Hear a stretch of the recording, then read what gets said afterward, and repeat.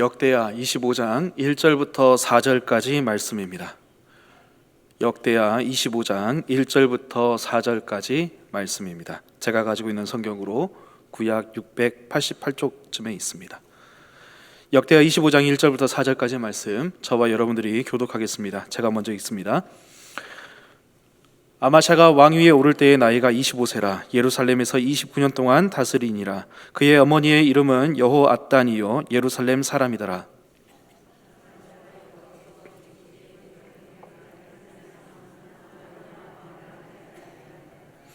그의 나라가 굳게 섬에 그의 부왕을 죽인 신하들을 죽였으나 그들의 자녀들은 죽이지 아니하였으니 이는 모세의 율법책에 기록된 대로 함이라.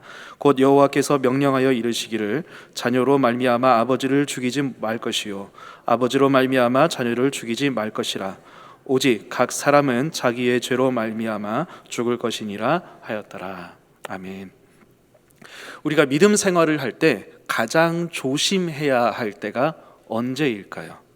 넘어지거나 시험에 빠지지 않기 위해서 우리가 믿음 생활하면서 가장 조심해야 될 때가 언제일까요? 여러 가지 생각해 보실 수 있겠지만요, 크게 네 가지로 생각해 볼 수 있습니다. 첫 번째는 고난의 때보다는 형통할 때입니다. 아무래도 고난 가운데 있으면 계속해서 하나님을 붙잡게 되겠죠. 하지만 형통하게 되면, 평탄하게 되면, 부족함이 없다 보면 하나님을 의지하는 신앙이 나약해지고 약해집니다. 그리고 그 모든 형통이 내 노력과 내 능력으로 이룬 것이라고 착각할 때가 있기 때문에 그렇습니다. 두 번째는 신앙생활이 익숙해질 때입니다. 기도와 찬양과 예배의 감격이 사라집니다. 그냥 형식만 남고 하나의 루틴으로 변화될 때, 그때 굉장히 위험해집니다. 세 번째는요, 다른 사람의 티가 보이기 시작할 때입니다. 나의 의로움에 취해서 다른 사람을 비난할 때입니다. 나는 새벽기도 나오는데 왜 저 사람은 안 나와? 나는 11조를 드리는데 왜 저 사람은 안 해? 나는 노방전도 이렇게 열심히 하는데 왜 저 사람은 안 해? 이런 생각이 들기 시작할 때입니다. 주님을 향한 사랑, 그리고 이웃을 향한 사랑이 식어버리고 그 자리에 교만이라는 것이 가득 차게 될 때 우리는 위험합니다. 마지막 네 번째로는요, 큰 은혜를 경험한 직후입니다. 은혜를 받거나 사역을 성공적으로 마무리할 때가 굉장히 위험합니다. 아무래도 에너지를 쏟아낸 후이기 때문에 그 찾아오는 공허함과 방심을 사탄이 공격하기 때문에 그렇습니다. 대표적으로 열왕기상 18장 말씀을 보시게 되면 엘리야가 850대 1의 영적인 싸움을 이기죠.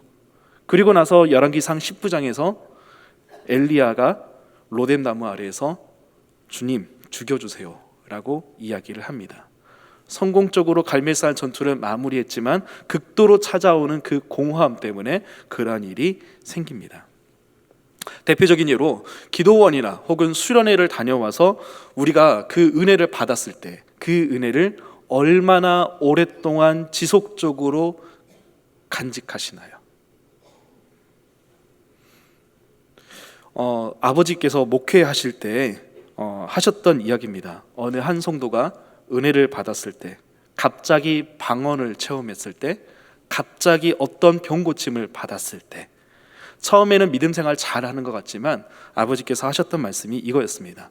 저분 조심해야 돼. 그때는 잘 몰랐습니다.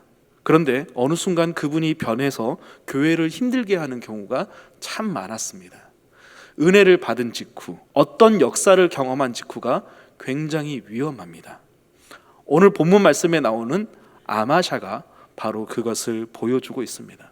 하나님의 역사를 경험하고 하나님의 은혜를 경험한 직후에 그가 변질이 되어서 굉장히 나쁜 영향을 주고 있는, 그리고 정말 믿음의 사람이라고 말할 수 있을까라는 그런 모습을 보여주고 있습니다.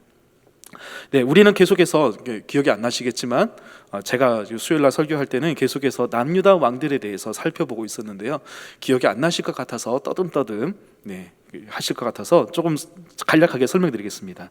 1대 남유다 왕은 솔로몬 왕의 아들입니다. 윗세대의 가르침, 말씀을 거부하고 나라를 분열시켰죠. 이것은 그냥 윗세대에 나오는 윗세대의 가르침을 거부했다라기보다는 하나님의 말씀을 거부하고 자신이 하고 싶은 대로 행동했기 때문에 나라가 분열되고 말았습니다. 2대 왕 아비야는 큰 업적이 없습니다. 하지만 믿음을 잘 지켰던 사람이고요. 3대 왕 아사는 하나님의 큰 역사를 경험했지만 교만함으로, 익숙함으로 신앙이 식어버리고 말았던 사람입니다. 4대 왕 여호사밧은 기도로 위기를 극복했었던 사람이죠. 정말 선한 왕이기는 하지만 아합과 결혼 동맹을 통하여서 이스라엘에 씻을 수 없는 상처를 줍니다. 그래서 우리가 흔히 생각하기로는 악인과 연을 악인과 관계를 맺지 않아야 한다라는 생각을 가질 수 있겠지만, 오히려 우리는 그 속에서 정말 믿음의 선한 영향력을 얼마나 우리가 미치고 있는가라고 생각해 볼 수 있습니다. 그리고 5대 6대 7대 여호람, 아하시야, 아달랴, 여호사밧의 아들, 손자, 며느리 함께 모여서 죄를 짓습니다.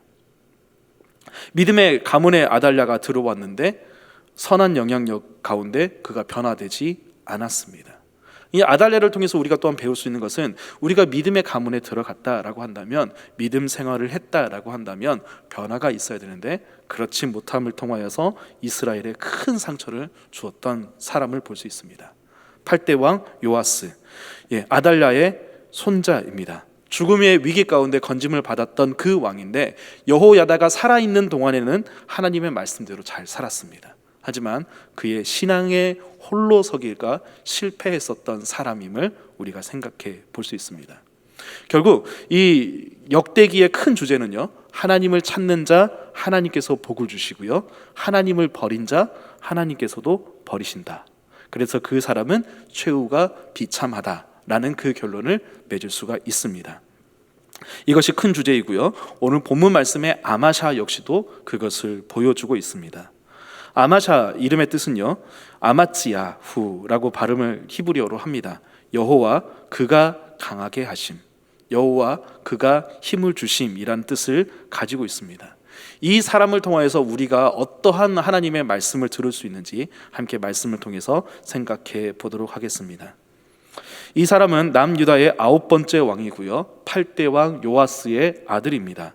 25살의 왕이 되어서 29년 동안 나라를 다스렸고요, 그리고 8명의 선한 왕 중에서 한 명입니다. 선한 왕이라는 평가를 받고는 있지만 성경을 자세히 보시게 되면 정말 선한 왕인가라는 물음표를 붙일 수 있는 왕입니다.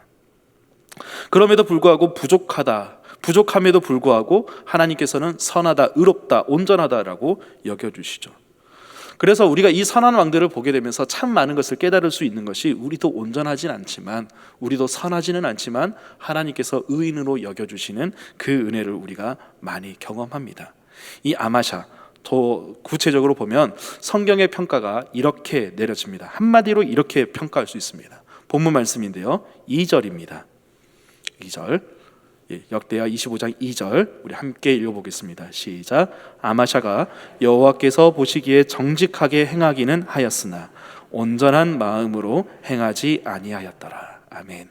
성경의 평가는요, 그는 선한 왕이다, 정직하게 행했다, 똑바로 행했다라고 합니다. 하지만 뒤에 단서가 붙죠. 온전한 마음으로 행하지 아니하였다. 부정적인 평가입니다. 뭔가 뒤가 꺼림칙하고요, 뒤끝이 그렇게 좋지가 않습니다. 이것이 바로 아마샤의 약점입니다.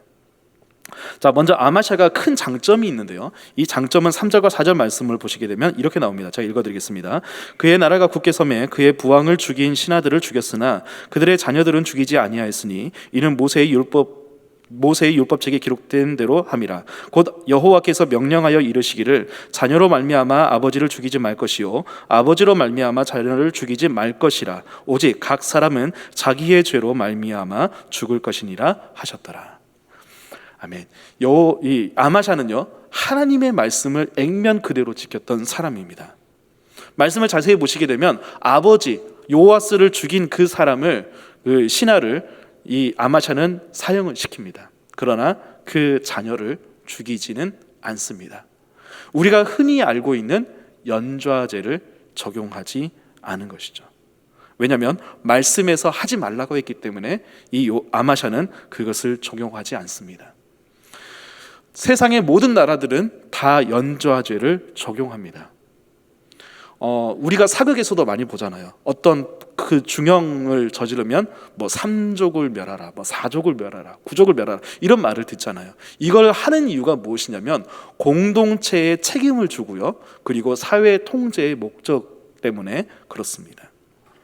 그런데 성경에서는 모세의 율법에는 이것을 하지 말라라고 이야기를 하고 있습니다. 그런데 이 연좌제를 적용했던 사람이 한 사람이 있습니다. 성경을 보시면 있습니다. 누구냐? 바로 사울입니다. 사울이 어떤 연좌제를 적용했냐? 사무엘상 21장 말씀을 보시게 되면 다윗이 도망을 가면서 높 땅에 있었던 제사장 아히멜렉을 만납니다. 이 아히멜렉이 다윗이 도망하는 중에 무기도 없고 굶주리고 있는 상황 가운데 있었기 때문에 다윗이 요구합니다. 먹을 것을 달라, 그리고 무기를 달라. 그때 아히멜렉이 무엇을 주었는지 기억하시나요? 예, 진설병을 주었고요, 그리고 골리앗의 칼을 주었습니다. 이것을 도액이라는 사람이 받고요, 그리고 사울에게 고발을 합니다. 사울의 행동이 무엇이냐? 사무엘상 22장을 보시게 되면 나오는데요, 제사장 80명을 죽입니다. 아무리 다윗이 밉다라고 하더라도 공동체 질서 유지가 아니라 다윗을 향한 그 분노를 표출하면서 연좌제를 적용해서 제사장 80명을 죽였습니다.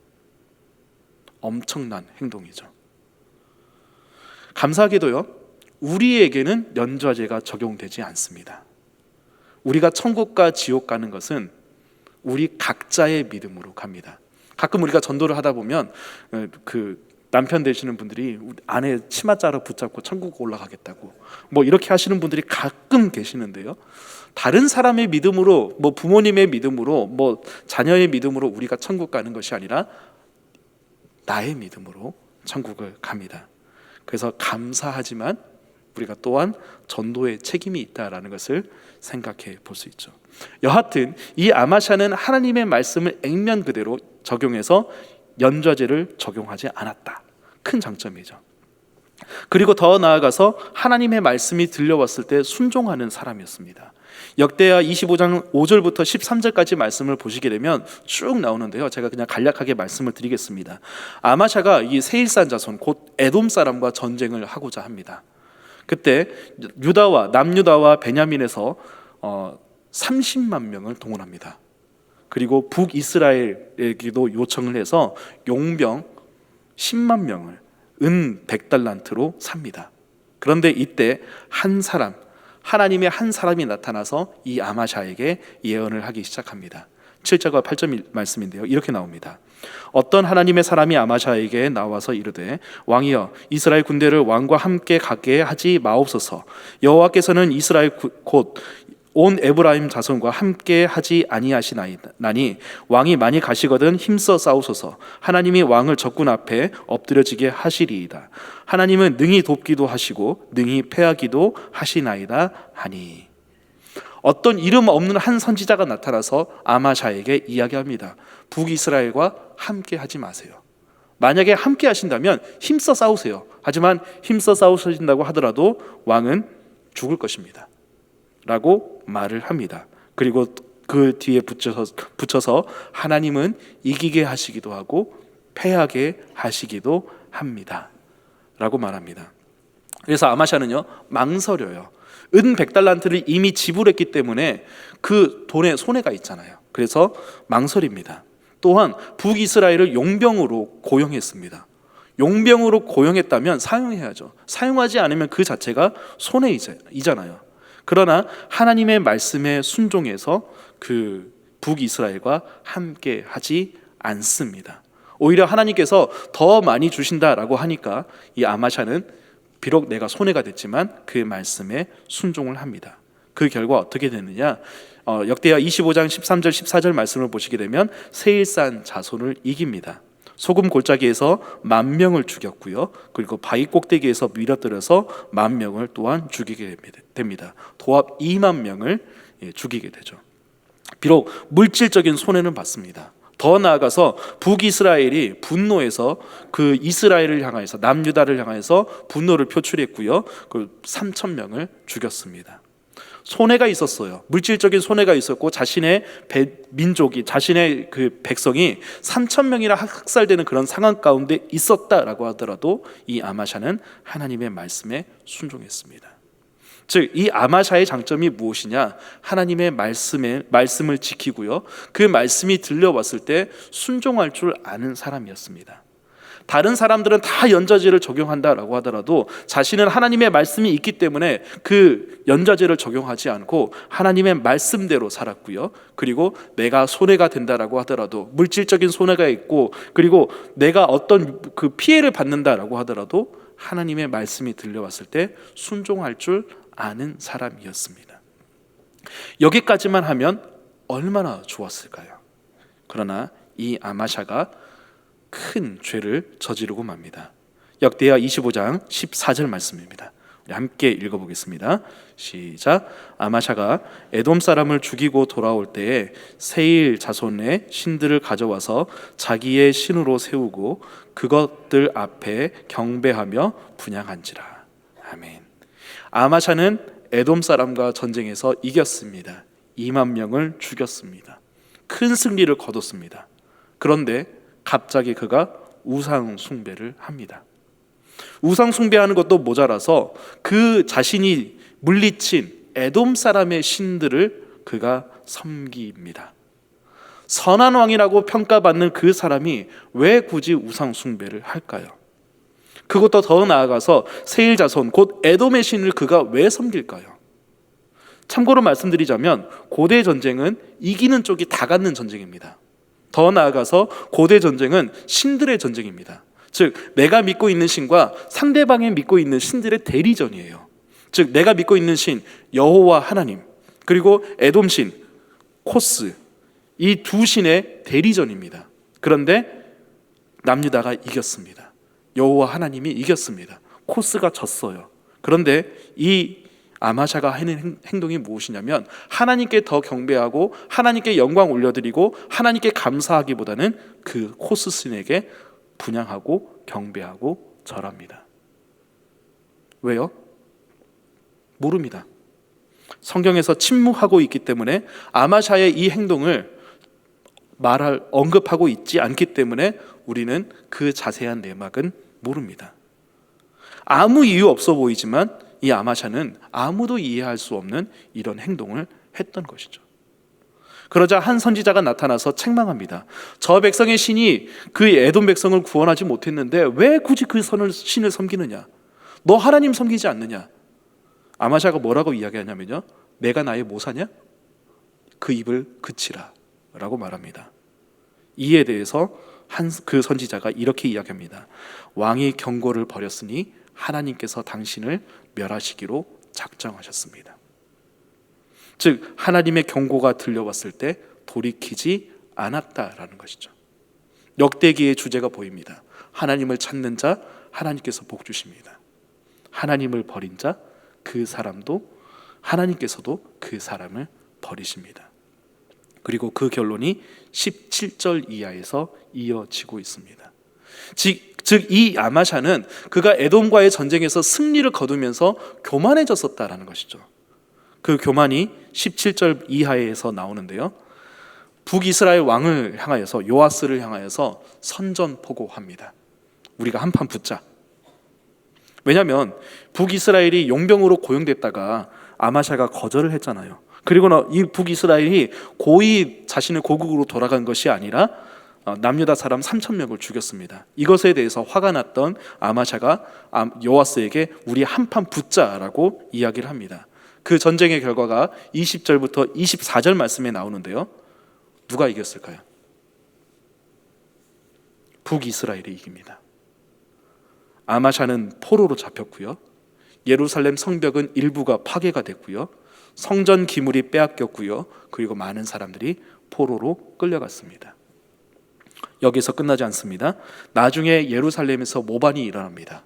모반이 일어나니까 그가 라기스로 도망갔다가 부하들에게 살해당합니다. 그리고 나서 다윗성에 장사되게 되죠. 한번 큰 승리를 거두니까 그가 교만해졌었다라는 것을 볼 수 있습니다. 결론적으로 이 아마샤는 선한 왕이에요. 그런데 평가가 애매모호합니다. 말씀을 지키는 사람이었고요, 믿음을 지키는 사람이었습니다. 세상과 다른 방법으로 살아가는 사람이었고, 손해를 보더라도 믿음을 지키는 사람이었습니다. 그래서 하나님께서 그에게 큰 승리를 주셨습니다. 그러자 그가 교만해졌습니다. 성공하자 교만하고 변질되었습니다. 그 교만의 방향이 두 가지로 나옵니다. 첫 번째는 영적으로요, 우상 숭배했습니다. 전쟁의 승리는 여호와 하나님께서 주신 것인데 그것을 자신이 취했습니다. 우상 숭배합니다. 하나님을 섬기는 사람이 왜 굳이 우상 숭배를 하나요? 그것도 패배한 신에게. 하나님께서는 그에게 기회를 주십니다. 돌이키라고. 그런데 그 말씀이 듣기 싫다고, 거북하다고 거부합니다. 결국 하나님을 버린 자의 최후를 그가 맞이합니다.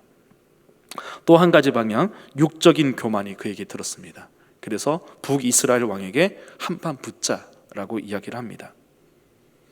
우리는 흔히 남유다가 북이스라엘보다 훨씬 더 강할 것이라고 생각합니다. 아무래도 남유다는 그래도 믿음을 지키는 선한 왕들이 있었고, 남유다가 북이스라엘보다 약 150년 이상 존속했었기 때문에 남유다가 훨씬 더 강할 것이라고 생각합니다. 그런데 성경 말씀을 자세히 보시고요, 그리고 역사적인 사료를 보시게 되면 북이스라엘이 남유다보다 3배 이상 강력합니다. 많이 약한 나라가 조금 더 약한 나라를, 조금 더 강한 나라를 공격합니다. 그러니까 내가 약자이고 상대방이 강자예요. 그런데 한판 붙습니다. 그러면 적어도 기도라도 해야죠. 그런데 묻지도 않고 따지지도 않고 혈기로 맞붙습니다. 에돔을 이겼으니까 북이스라엘 정도는 껌이야라고 하면서 한판 붙었겠죠. 그 결과 처참하게 패배했습니다. 아무래도 그는 에돔과의 전쟁을 내 힘으로, 내 능력으로 했었다, 감당했었다, 그래서 내가 이겼다라고 생각했었기 때문일 것입니다. 북이스라엘과 전쟁 과정 중에 그가 기도했다는 흔적이 보이지 않습니다. 주변의 소리, 하나님의 음성도 들었다는 흔적이 보이지 않습니다. 그저 내 힘으로, 내 능력으로 에돔을 이겼으니까 저 북이스라엘 정도야 내가 이길 수 있을 거야 라고 교만한 마음이 들어서 한판 붙었다가 크게 깨지고 말았습니다. 그에 대한 평가는 이렇게 내릴 수 있습니다. 하나님의 역사를 경험한 왕, 믿음으로, 말씀으로 살았기에 하나님께서 주시는 큰 역사를 경험했었던 사람입니다. 그러나 그 승리를 자신의 것으로, 자신의 힘으로, 자신의 능력으로 거두었다라는 착각을 했었던 사람입니다. 심지어는요, 돌이킬 수 있는 기회도 걷어차 버렸습니다. 은혜를 경험한 직후, 능력과 하나님의 역사를 체험한 직후, 큰 사역을 성공한 직후가 더 위험합니다. 더 조심해야 합니다. 그 공허함과 자만심을 틈타서 사탄이 역사하기 때문에 그렇습니다. 말씀을 준비하면서 부끄러운 고백을 해야겠다라는 생각이 들었습니다. 네, 굉장히 부끄러운 고백인데요, 좀 양해하시고 양해를 부탁드립니다. 저는 한 20년 넘게 찬양 인도를 했었습니다. 현재 우리 교회에서 하고 있지는 않지만요, 사역을 시작하기 전부터 그리고 바로 직전 교회까지 찬양 인도를 했었습니다. 그래서 그 찬양 인도 중에 경험했었던 일인데요, 교육 전도사 때 일입니다. 교육 전도사 때 열정적으로 찬양 인도를 하다가요, 기타 줄이 끊어졌습니다. 저의 그 스트로크가 너무 힘이 셌나 봐요. 이 스트로크가 힘이 세면 어떤 현상이 일어나냐면 기타 줄 중에서 3번 줄이 끊어집니다.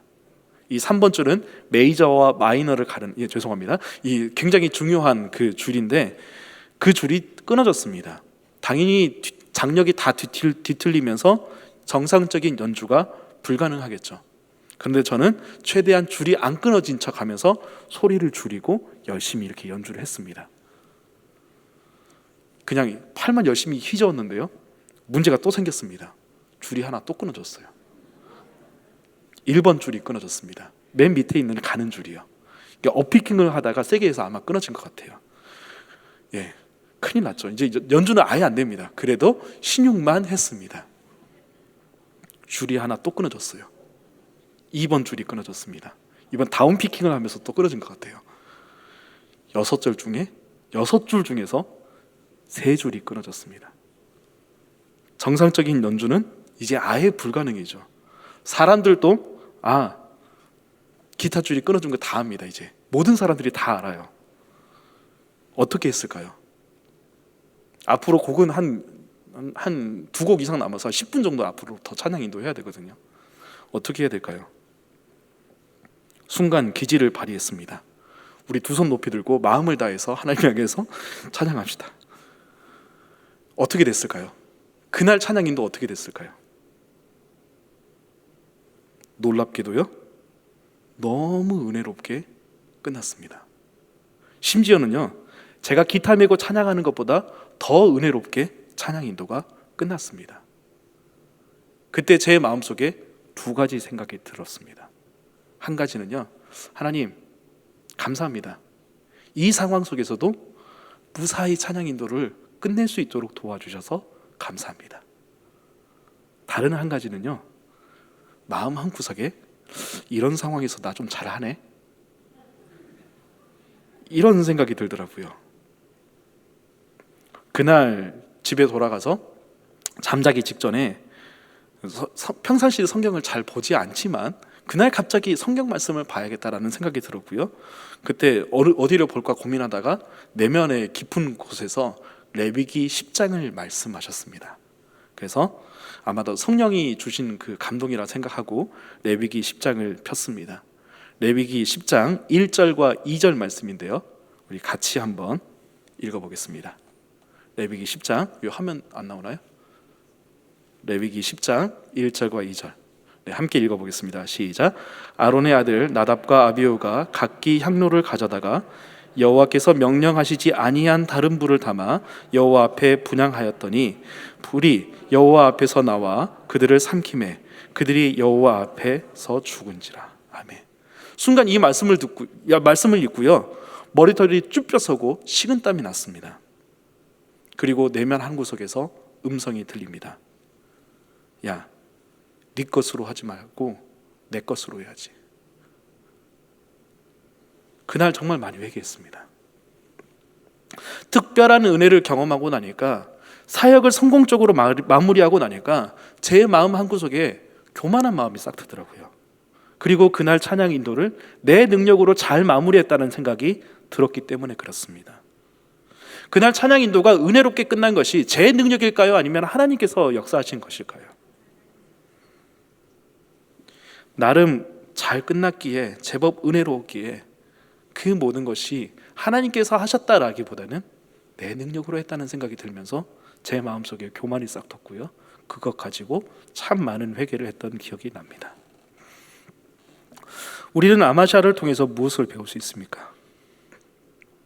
우리는 말씀을 지키고 믿음으로 살아야 된다는 것을 깨달을 수 있습니다. 그의 장점이죠. 세상과 다른 방법으로 살아야 하는 것, 하나님의 말씀이 있기 때문에 세상과 다른 방법으로 살아가는 것, 그리고 손해를 본다고 하더라도 믿음을 지켜야 한다는 것을 깨닫습니다. 그리고 또 한 가지는 교만하지 않아야 한다는 것이죠. 그가 교만해짐으로 우상 숭배에 빠져서 하나님께 돌려야 될 영광을 그가 가로챘고요, 교만해짐으로 하나님의 음성을 듣지 않아 회개하지 않았습니다. 이는 우리에게도 얼마든지 발견될 수 있는 현상이죠. 은혜를 경험한 직후, 능력을 경험한 직후, 하나님의 역사를 경험한 직후가 더 위험합니다. 그래서 우리는 어떻게 해야 될까요? 교만해지지 않기 위해서 그것을 경험한 직후에 우리는 더 기도의 자리로 나아가야 합니다. 교만해지지 않기 위해서 하나님께서 주신 그 은혜, 내가 쏟아낸 그 에너지를 말씀과 은혜로 채우기 위해서 우리는 더 기도의 자리로 나아가야 합니다. 그렇지 않으면 우리도 아마샤가 될 수 있습니다. 네, 말씀과 믿음으로 살아가는 우리가 되기를 소망합니다. 아마샤의 장점입니다. 하나님의 말씀이 있다라고 한다면 세상과 다른 방법으로, 세상 사람들이 다 그렇게 살아간다라고 하더라도 우리는 하나님의 말씀으로 살아가고요, 손해를 본다라고 하더라도 믿음을 지킬 수 있기를 소망합니다.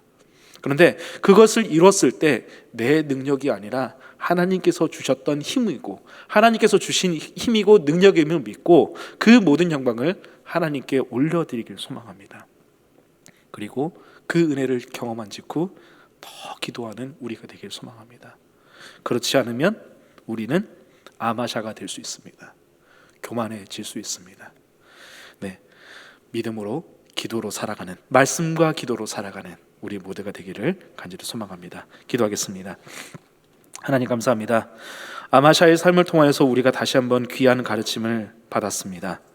주님, 말씀대로 살아가는 저희들 될 수 있도록 도와주시고 믿음으로 살아가는 우리들이 될 수 있도록 도와주시옵소서. 그리고 교만해지지 않도록 도와주시옵소서. 하나님께서 우리를 통하여서 큰 역사를 이루어 주셨을 때 모든 영광을 주님 앞에 올려드리고 내 힘이 아니라 하나님께서 주신 이 힘으로 이 모든 것을 감당했음을 감사하며 주님 앞에 더 기도의 자리로 나아가는 우리 모두가 될 수 있도록 도와주시옵소서. 그렇지 않으면 우리가 아마샤가 될 수 있고 우리가 교만해질 수 있음을 깨닫습니다. 교만해지지 않기 위해 더 기도의 자리로 나아가는 우리 모두가 될 수 있도록 도와주시옵소서. 감사드리며 예수님의 이름으로 기도합니다. 아멘.